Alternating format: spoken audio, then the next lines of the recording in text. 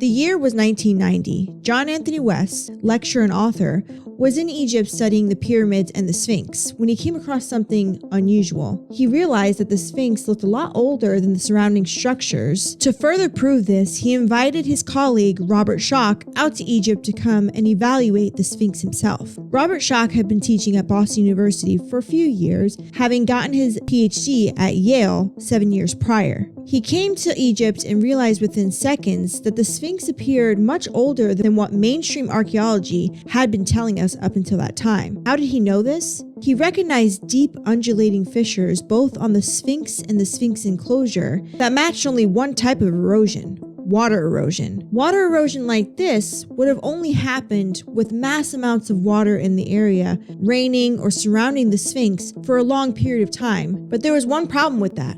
Egypt has been a desert for more than 10,000 years.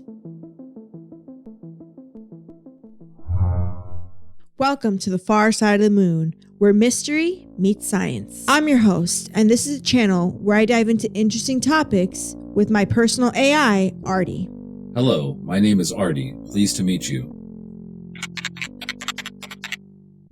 So what exactly is the Great Sphinx?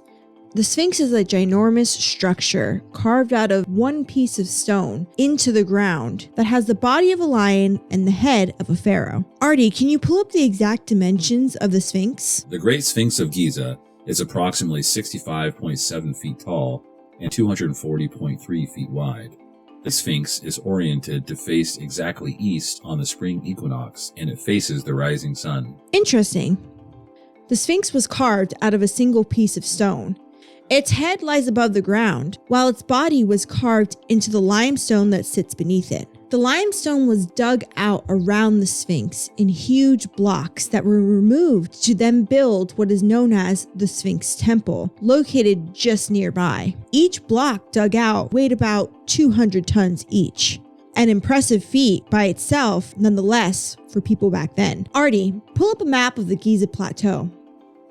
Well, I don't really have a choice now, do I, since I'm a robot? Artie, what are your current emotion levels at? Stubbornness, 80%. Humor, 95%. Let's go ahead and turn down stubbornness to 65. Confirmed. Stubbornness down to 65%. Continue. Here's the map requested. The city of Giza lies south of Cairo and on the west bank of the Nile. Let's get into the mainstream theory of why Egyptologists think the Sphinx is as old as they predict. The mainstream theory says that the Sphinx was built about 4,600 years ago. Most modern historians think this is when the first civilization started. Mainstream archaeology holds this dating due to the fact that they believe Pharaoh Khafre was the one responsible for initiating the build of the Sphinx. And although hieroglyphs do date back to 4,600 years ago, none of them happen to mention the building of the Sphinx or who was responsible for it. You may be asking yourself why Egyptologists have credited Pharaoh Khafre for building the Sphinx, and there's a few reasons why they have done that. One, the Sphinx temple located nearby was filled with statues of the pharaoh himself. Another reason is a cartouche of Khafre was located on the stela between the Sphinx paws, but no reason as to why. Artie, what is a stela and what is a cartouche? According to my sources, a stela is an upright stone slab or a column, and typically bears a commemorative inscription or some sort of relief design. A cartouche is an oval with a line that's on one end of it, and is used to indicate a royal name. Kind of like an ancient family crest, only for those of the rich. The final reason why they believe Khafre is the one responsible for building the Sphinx is because the head of the Sphinx resembles him in some sort of fashion.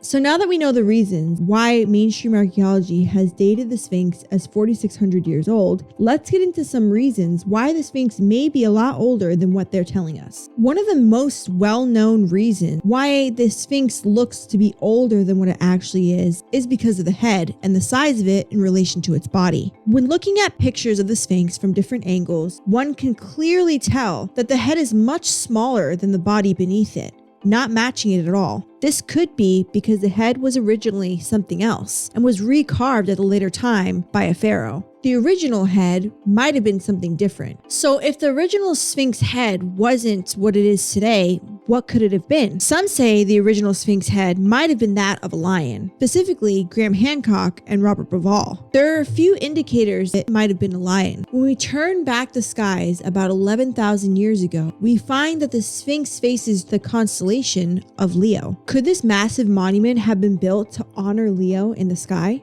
And if it was, we would have had to have turned back the skies at least 10,000 years ago, dating it to around that time. When we look at comparisons side by side of the profile of the Sphinx today versus the profile of the Sphinx if it had his original head as a lion, we can see stark differences in the matching of the size of the heads. Artie, can you pull up a picture of that reference? Here are images of the Sphinx and a lion comparing the two bodies. Well, based off these pictures, all I could say is somebody is a lion about the real age of the Sphinx. Wait, didn't I tell you that joke off screen? No. A different theory as to what the Sphinx's head could have looked like before it was carved into that of a pharaoh was that it was made to resemble the Egyptian god Anubis. Anubis was god of the underworld and is most notably known for having the head of a dog and the body of a human. But what many of you don't know is prior to this, he was actually always depicted as the full formation of a dog. The statues of Anubis closely match that of the Sphinx. We could also tell, just by looking at the posture of the Sphinx, that this might be Anubis due to the fact that dogs are known to lay in this position naturally more than large jungle cats. For example, go ahead and tell your dog, if you have one, to lay down. See how they lay down naturally in the position of Anubis and that of the Sphinx. Artie, bring up some pictures of my dog Samson being told to lay down in this position. As requested, here are the images of your beloved dog, Samson. If you don't have a dog, you can simply just do a quick Google search of a dog laying down or being told the command lay down. You can clearly tell it wasn't hard at all for us to immediately find the same exact posture in laying down dogs as that of the Sphinx. And just for comparison, here's that same search, but this time with lions laying down. You can clearly tell they prefer to lie on one side or the other and not straight on. Besides the posture, the name Anubis could give us some clues as to why it might have been him. When we translate the name Anubis, we get a couple of different meanings. First of the Westerners, Lord of the Sacred Land, and Master of Secrets. First of the Westerners, that's interesting, seeing as the Eye of the Sahara, which is an area northwest in Africa that is thought to be the mysterious lost city of Atlantis, well researched by fellow YouTuber Jimmy from Bright Insight, is located west of Egypt. These two places may have existed at the same time and were actually thought to be twin cities. If Atlantis did go through a catastrophic event forcing its inhabitants to relocate, they may have gone to Egypt to inhabit, bringing with them their culture, technologies, and perhaps even their royal bloodline. Being from the West, it makes sense that Anubis would have been called first of the Westerners. Anubis was a god that was thought to lead souls to the underworld. If the Sphinx truly was Anubis, perhaps this was a holy place where their spirits were thought to transcend to a different dimension. Reason number 2 why we think that the Sphinx is far older than what we're being told by mainstream archaeology is most clearly the water erosion. The water erosion was first discovered, as you can remember, by Robert Schoch back in 1990. The erosion shows up as deep fissures in the rock. If you can imagine water rolling over stone for thousands of years, it would make this same pattern. Other monuments on the Giza Plateau only show erosion that could have been done by wind and sand, the Sphinx being the only monument that has water erosion. Artie, could you explain to me the visible differences between water erosion and wind erosion? Water erosion is primarily vertical, while wind erosion is primarily horizontal. Water erosion is mainly done from precipitation, which is rain falling from the sky. Since rain falls vertically and perpendicular to the ground, the erosion shows up as vertical striations that appear in the bedrock. Often, it has rounded or undulating and rolling appearance to it. Compared with wind erosion, which wind travels parallel to Earth's surface, you see horizontal striations. Wind typically has a softer weathering profile and gently carves out the soft spots in rock. So the two of them have many differences visually. Erosion on the Sphinx looks different in different areas. On the eastern end of the Sphinx, erosion is less as compared to the western end, which makes sense as the land in the area slopes from west to east. Naturally, running water would have hit the western end first and then slowly made its way down to the eastern end. The water erosion on the Sphinx was preserved due to the fact that it was covered up to its head in sand until it was uncovered by Thutmose IV 3,400 years ago. Thutmose IV erected a stela that sits in between the Sphinx's paws that describes the events that happened. Artie, can you translate this stela for us? No data files found on ancient Egyptian hieroglyphs.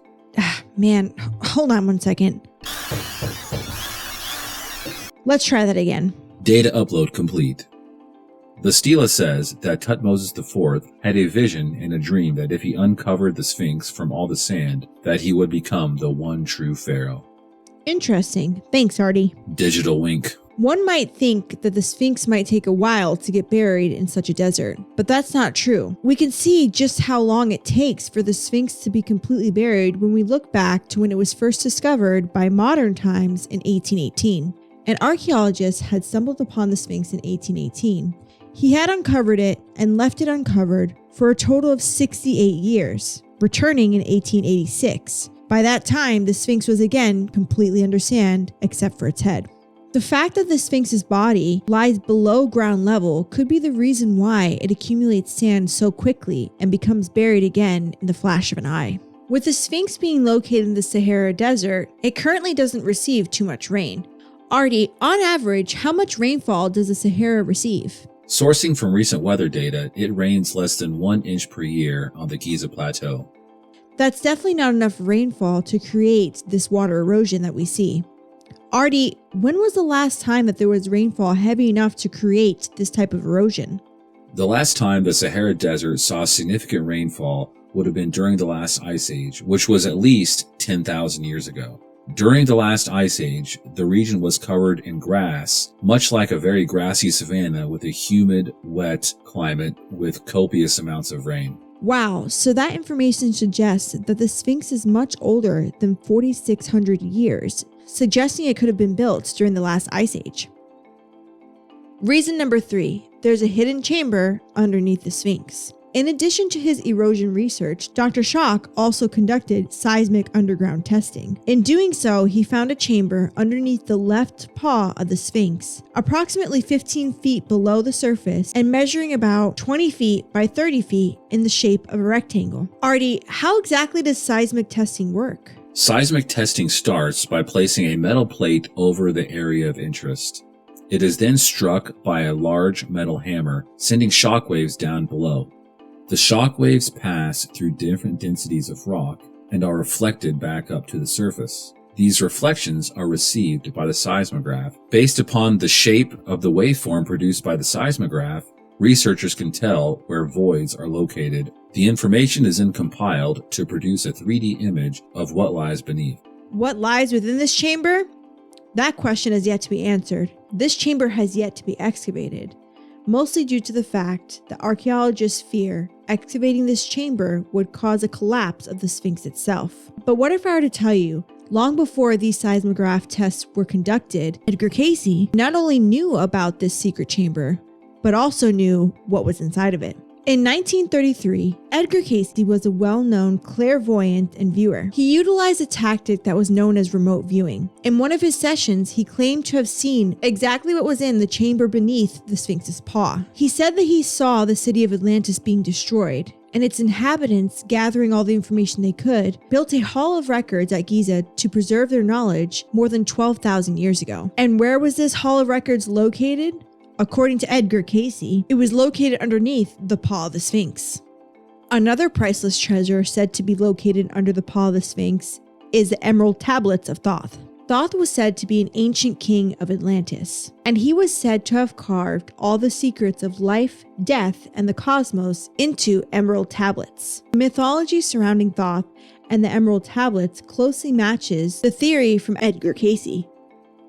So, just how old is the Sphinx? Mainstream archaeology would tell us 4,600 years, but there's a lot of evidence that points otherwise. The head not matching the body, the water erosion, and mythology that seems to match the area at that time all point towards something thousands of years older than what we're being told. Was the Sphinx actually from a long-lost civilization? If so, what were these people like? Were they actually from Atlantis, fleeing from a catastrophic event? Another key piece of evidence is something called the inventory stela. Discovered by French archaeologists in the 1800s, this stela states that this Sphinx was not built by a pharaoh, but rather by the gods during the first time. The information from the stela implies that the Great Pyramids and the Sphinx were already built before the first pharaoh. They also state that the Sphinx was not built by any pharaoh or human, but rather by the gods. Ancient Egyptians thought the Sphinx was something magical, and it guarded the splendid place of the beginning of all time. This stela seems to be proof that the Sphinx is much older than what mainstream Egyptologists say. However, those same Egyptologists claim that this is a work of fiction. But I wonder, would they claim that if it supported their narrative? Could it be that the Sphinx was actually remnants of a long-lost civilization we have yet to discover? What secrets could they hold? What lost information is being hidden underneath the left paw of the Sphinx? Why are we being led to believe that the Sphinx is a lot younger than what it actually is? What purpose do these narratives hold? Alright, Artie, it's time to rate this mystery. On a scale of 1 to 10, with 1 being in complete agreement with mainstream archaeology and Egyptologists, and 10 being the Sphinx was built by some ancient long-lost civilization, what do you think? Remote viewing aside, I do think that the water erosion is hard to ignore. For me, I humbly rate this as an 8. Very nice. I think I would agree with you on that rating, Artie. Although there's some outlandish theories, the evidence surrounding the Sphinx is irrefutable. What about you? Let us know in the comments below. Do you think that the Sphinx is as old as they're telling us? Or do you believe that there's more mysteries yet to be discovered? Thanks for tuning in. Artie and I will have many more interesting stories coming out. Until next time, stay safe, stay informed, and most of all, stay curious.